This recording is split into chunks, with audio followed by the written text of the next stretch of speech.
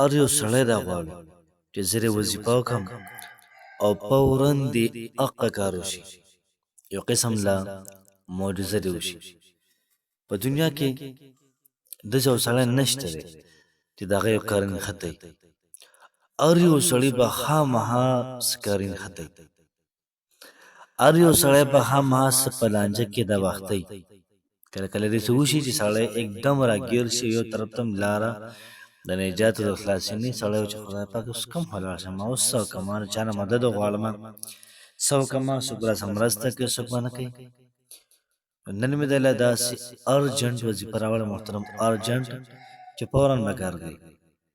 څنګه دې وظیفه وکړله، بس په یو څو غنټو کې ګوره ستا حاجت دا پوری، ستا مشکل دا به ختم وي. که د رزق دپاره وي بې پایه رزق به الله پاک درکوي، رشتې دپاره وي ښه ځای کې به الله پاک رشته درکوي. نن یو قسم نه وظیفه ده ارجنټ، زر اثر کوونکې وظیفه، انتهایی بهترین وظیفه نه. کوشش وکړه چې دومره پاورفل وظیفه ده نو په خپله هم وکړئ، خپل ملګرو سره هم شیر کړئ، ځکه چې څومره تاسو دا بل چا سره شیر کوئ او دغه ذکر کوئ نو ثواب یې ماته هم میلاویږي او تاسو ته به هم میلاویږي. راځئ په دې خیر کار کې حصه والو. محترمو نن چې کوم وظیفه ده انتهایی لاجواب ده، انتهایی چې څوک داسې وي چې د هغوی کارونه انښتي او دغه انښتي کارونه روانېږي نه، او دی دومره ګیر شوی وي چې یار دا حکم ناممکن حاجات دي، دا به څنګه ممکن کېږي، ناممکن مشکلات دي، دا به څنګه ممکن کېږي. د هغې لپاره دی دا وظیفه وکړي، صرف یو څلوېښت پېرې دي وکړي، یو څلوېښت پېرې دا وظیفه وکړي او د یقین کومه شیریني ده، کوم خوږوالی دی دا دې پکې واچوي. اسنه دې پسې ګرځي چې د یقین کوم خوږوالی دی، شربت هم نه دی.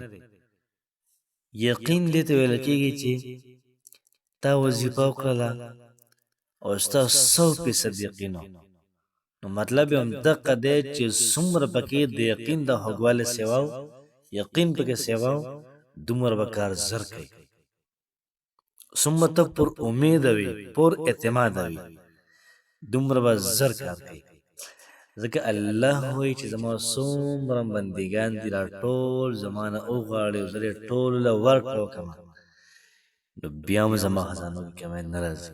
او نن چې کوم لفظ دی او تقاضا دا کوي چې الله پاکه هر څه کولی شي. ان الله على كل شيء قدیر، یا قادر یا قادر. چې کله هم ستا یو مشکل کار راپېښ شي که نه ونه کېږي نو ته د کور نه وځې یا قادر ووایه او په زړه کې هغه سوچ کوه چې پلانکي کار لپاره ویم، بیا تماشه کوه څه کېږي.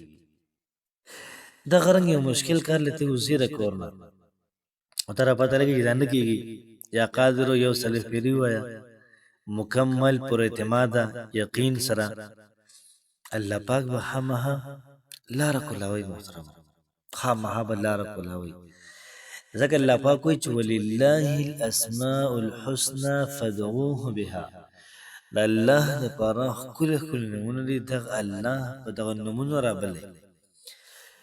نو ته به دا ووایې چې پروردګاره ما خو ستا پاک نوم واخیسته، دغه پاک نوم مې د ځان لپاره وسیله کو، سهاره کو، او مې ویلې په تا مې یقین او اعتماد وکړو او د کار روان شو، نو زما دغه اعتماد او یقین روا دا هغې لاج وساته او زما نه کار وکړي. انشاءالله چې څومره ستا په وختو کې جاني او څومره ستا یقین وي دومره به زر کېږي. وظیفې ترتیب او طریقه کار داسې ده چې تاسو به یو څلوېښت پېرې درود ابراهیمي ووایئ. بیا چې کله مې یو کار پسې ځئ یا قادرو به تاسو یو څلوېښت پېرې ووایئ، بیا به د هغې نه به تاسو یو څلوېښت پېرې درود شریف ووایئ، بیا به دعا وکړئ چې کوم کار دپاره ځئ هغه نوم به پکې والي، هغې دپاره به دعا وکړي او الله پاک له به د الله پاک د نومونو واسطه ورکړي چې الله ته به خپل کتاب کې دی ویلي، قرآن کې دی ویلي چې زما په نومونو ما رابلئ او ستاسو هره مسله حل کومه. نو زموږ دا مسله ده او موږ ته راوبللې ربه زموږ حامی او ناصر شي. انشاءالله تماشه کوئ، الله پاک به زموږ حالات ضرور بهتر کوي. او دا دعا لازمي کوو چې ربه چې څومره کسان د وظیفه کوي د هغوی حاجتونه پوره کړه، د هغوی مشکلات ختم کړه، پریشانۍ ختم کړه، بیماری او کره ختم کړه، روغ صحت او پرسکونه زندگی د ټول له ورکړي. وړي ته کله د ټولو ته دعا کوې نو ستا په سر کې دا مسلې حل کېږي. الله مو خوشحاله آباد ساته. السلام علیکم ورحمة الله وبرکاته.